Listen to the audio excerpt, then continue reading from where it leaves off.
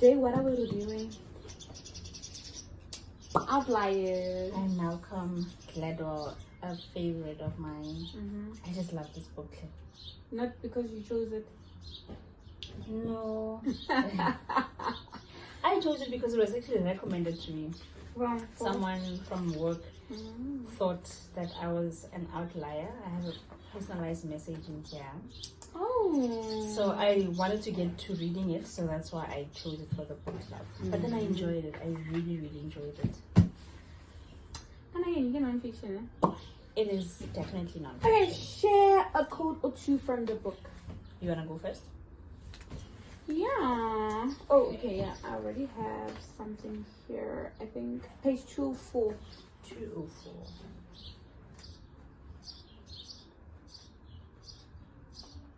Okay, page 204. Each of us has his or her own distinct personality, but overlaid on top of that are tendencies and assumptions and reflexes handed down to us by the history of the community we grew up in, and those differences are extraordinarily specific. I think this is when he was talking about the plane crashes. Yeah. But sometimes we are the way that we are because of our culture. So you might be this outspoken person, but because of Uhuzi in a certain way, like, I mean, even with black culture, like, we grew up, you know, older people are right, you're not supposed to talk back. Like, if anything, like, if something is wrong and then bows or something, you just keep quiet and that's it. So talking back or saying, even if it's not talking back, like, just stating, no, this is not what I did. And I think that sums up the book. Yeah, what it the does. book is about. It does. Because the book is really just an awakening to show us who have read it for it. Success isn't yours alone. Yeah. Right? Sometimes we own it and we should. We own it. We like, yo, I've come this way, this far. I've done all these great things. But there are also other factors that have come into play into getting you to that success. Whether it's your family, the opportunities you've been exposed to. There's somewhere in the book where I probably will find it, where he speaks about how success isn't just yours alone, but it's also about the time in which you were born. Yes. Like, for instance, now we are in this new digital age where previously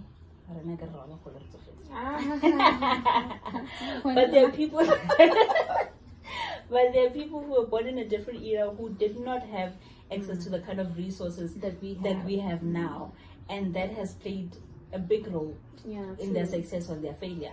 You know, so yeah, it really just sums up what the whole book is about. Yeah. And I think there's a part, maybe it's also we like the part that you're talking about right now, where he speaks about where even like your success is not just for like obadile, you know, like I studied hard and this is why I got good grades, or this is why there's a lot of other factors that play a part in you succeeding.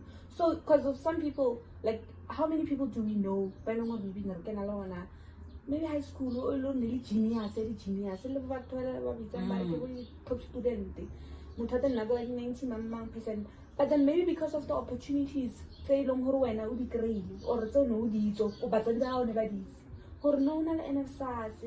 bursaries, you know, this person can study further. 65% maybe or not deserve. You know, in community standards, or not deserve it because of yena or passes higher than everybody, but because of Habana, like all this information and all these resources, where actually this person, you know, they don't have this and this and this, but then they can actually get some other aid. And he speaks to that. Well, talent alone is not enough. It's not enough. Yeah. It's not just about. It's not just about the talent. You can be exceptionally gifted at this thing, but if you do not put in the hours for that thing, you might not be successful. If you also don't have the resources to take you further, and he makes examples within the book about different people who had talent, and then some people who didn't have talent but put in the work and had the resources. So, and I don't want to spoil the book, but they are really interesting case studies where he points this out, where it's not just about research. People who were really smart academically in school but did not have the resources. He mentions there was the story about I think 2 university students or 2 school students who the other one was able to speak up for himself, and the other one was not.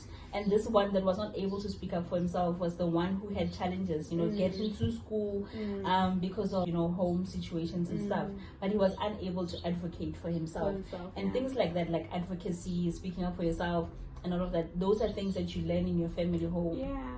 It's not something that you learn Oskolong, So he makes really good points. What am I supposed to do here? Exactly. Those teachers talking to me, should I look at him? Should I not look? Should I what should I do?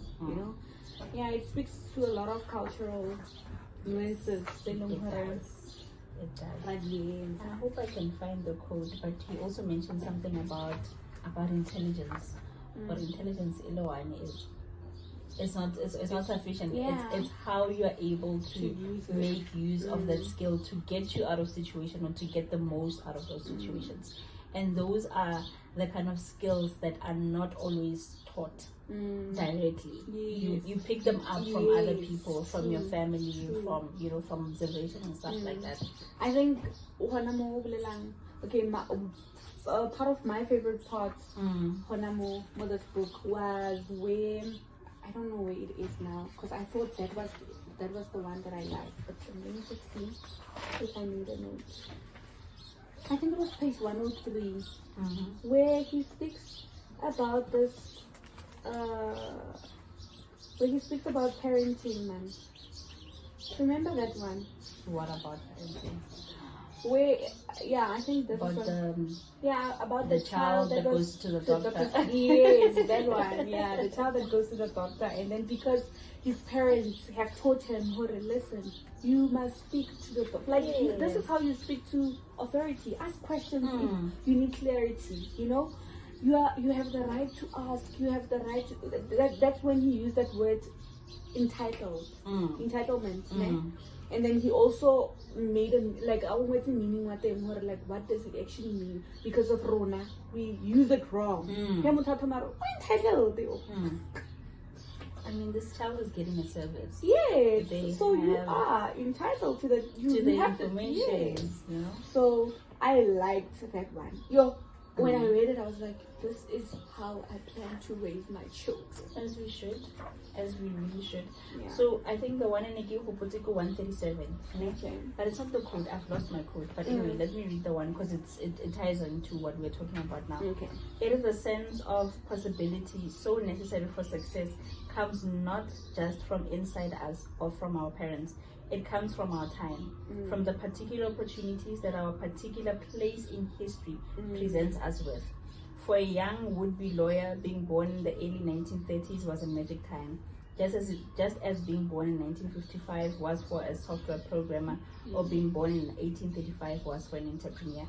So all these timelines will make sense once you've read the book. But the gist of what he's saying is that time and place is also very important. It is.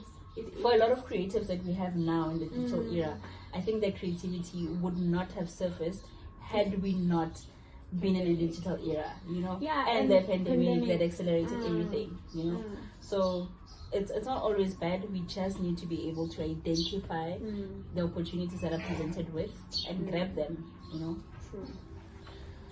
Okay, so the next question, I think that's the last question. Did you learn something new from the book? Of course. Of course I did. And it felt like it wasn't completely new information. It felt like I know I must have read about it, I must have spoken about it before, about what he's saying. that success isn't just yours alone. But the way in which he packaged it, in the short stories, in the case studies, the practical examples, for me was really insightful. Yeah. So I felt like I did learn a lot. There were some new nuggets that I picked up that I feel people who strive to do better should read it. It's really worth the read. Did you learn anything? Yes, I did. I definitely did. When I read that part about parenting and whatnot, I was just like, this is exactly how I intend on raising